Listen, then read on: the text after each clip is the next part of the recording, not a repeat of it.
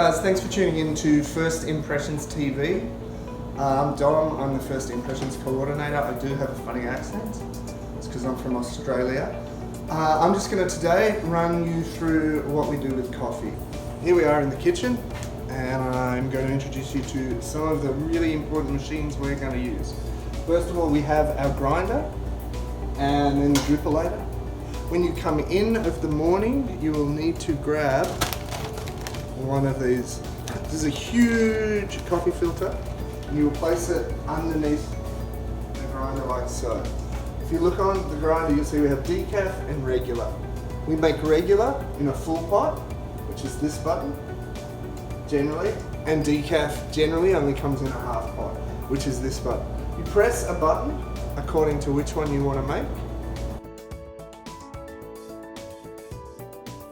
Usually takes about 2 to 3 minutes, so I often find it's a good time to get some of your other stuff ready, which we can do over here in the fridge.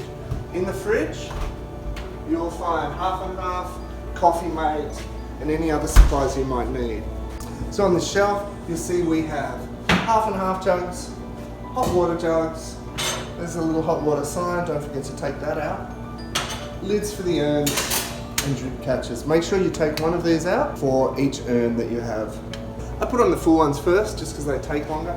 We generally do 1.5 regular and half of decaf. Once your beans have ground, you come up to the machine, pull out one of these, put your now full filter into it, and then slide it up. You'll notice this is a little safety catch. You need to push that aside. Once you've done that, you need to check here. We have half brew and full brew. Depending on how much coffee you've already ground, you want to make sure this matches. So we've just got a half brew going, and then this button, you pull it down and you'll wait. When you put on your coffee to brew, I strongly suggest, as soon as it gets started, reaching up top and grabbing either a decaf, Tiddlywinks decaf, or Westside Coffee label, and hanging it off. There's nothing worse than brewing 3 gallons of coffee and not realizing whether or not it is decaf or full strength. Coffee's finished brewing, I've loaded up my trolley, I've got my half and half hot water creamer, I've got a half dose of decaf, a half dose of full strength caffeinated Westside coffee, and I've got one more here. And then make sure you grab these lids. And then you're ready to go.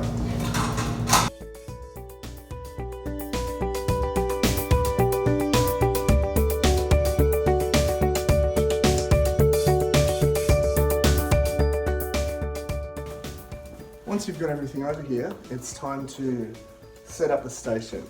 Now, coffee serves 2 purposes for us here at Westside. One, it's so that we can give people coming to visit our delicious caffeinated beverages, or decaf for those who choose it. The other important thing is it's to help build a relationship. So when you set it up, it's really important that you create a space where you can talk to people as they come in, strike up a conversation. I've set up all 3 urns. As you can see, they've got drip catchers. These 2 here are on the low bench, and then you can see the 3rd one up there in the corner. You can see I can talk to people over the top of the coffee, urns all the way up here. At about 10:45, we're going to start to pack up. So you want to clean up the area, put everything that came from the kitchen back on the cart, and we're going to take it back.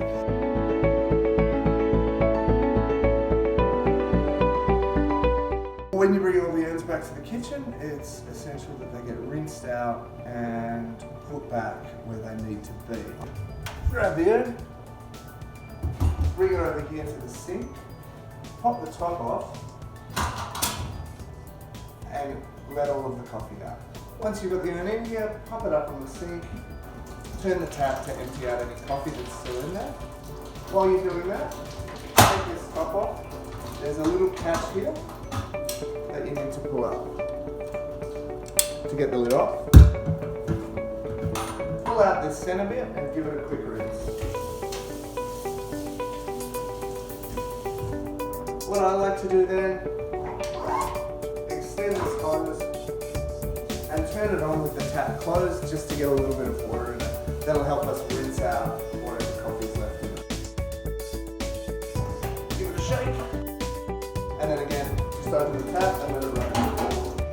Grab the hose again and just spray it all around the outside.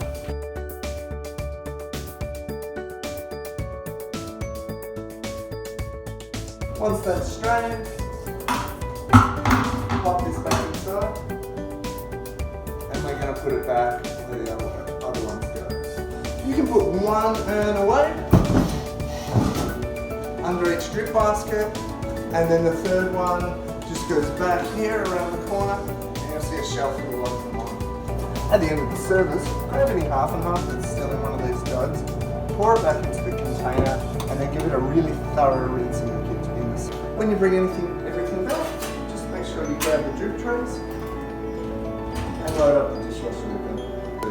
If you've got any questions, please let me know. And thank you so much for being part of the First Impressions team.